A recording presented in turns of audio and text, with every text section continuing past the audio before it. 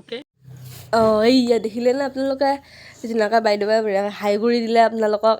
আকৌ দিবি ৰিপ্লাইটো আৰু দেখছিনে মই ঔষধ খাই আছোঁ কিহৰ ঔষধ খাই আছোঁ কৈ আছোঁ ৰ তাৰ আগতে কৈ লওঁ ৰাইজসকল মোৰ মাতটো মানে সুৰটো বকাসুৰত যাই আছে গতিকে মোৰ মাতটোৰ এই বকা সুৰটোত যাতে গুৰুত্ব নেদেই অকল মোৰ কথাকেইটাত গুৰুত্ব দিবি কাৰণ মোৰ লাগি আছে চৰ্দি মানে গম পাইছি নহয় নাকেদি একদম হেঙুন বাঢ়ি থকা আৰু আমি ধুনীয়াকৈ যোৱাকালি নাম আছিল আমাৰ নলবাৰীত আৰু যাই পেলাই এয়া আমি বহি আছোঁ বহুত ধুনীয়াকৈ আৰু উদ্যোধকে ভাষণ দি আছে তাৰপিছত আমি বহি আছোঁ আৰু এয়া মই দেখাই আছোঁ নহয় মোৰ বেমাৰ হৈছে বুলি তাৰপিছত তপককৈ দেখা পালে থাকনি বাইদেউ মুখখন শুকাই আছে যিয়ে নহওক বাৰু আমি বৰ্ণনা গালোঁ এটা নাম গালোঁ গাৰ পিছত এয়া বাইদেৱে গান গাই আছে তাৰপিছত আৰু মোৰ মাতটোৰ বকাসুৰ হোৱাৰ কাৰণটো হৈছে মোৰ বেমাৰ হৈছে আৰু বেমাৰ হোৱাৰ কাৰণটো হৈছে আমি এইকেইদিন ৰেগুলাৰ নাম গাই আছোঁ কাৰণ আকৌ ব্লগো দিয়া নাই বাৰু সেইকাৰণে আপোনালোকে গম পোৱা নাই ব্লগ বাৰু বহুত দিয়া নাই আৰু নাম গাই থাকোঁতে ঠাণ্ডা খাই পেলাই মোৰ মানে বেমাৰ লাগছি চৰ্দি লাগছি আৰু